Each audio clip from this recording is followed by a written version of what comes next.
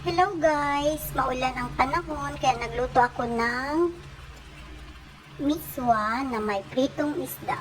So may leftover ako guys na pritong isda. So masarap sana ito lauwi kaso lang umuulan. Hindi ako nakabili ng mga gulay.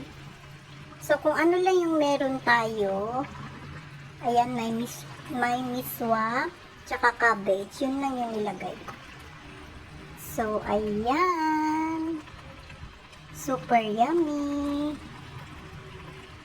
So, yung kamatis ngayon guys, napaka-gold yung presyo.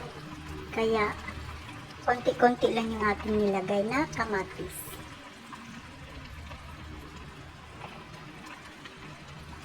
So, lagyan lang natin ito guys ng green onion. Tap lang natin ng green onion.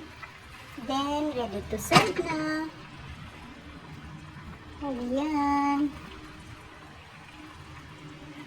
So, ayan guys. Ready to serve na yung ating miswa soup with pritong isda na may cabbage. Ayan. Kainan na. Bye!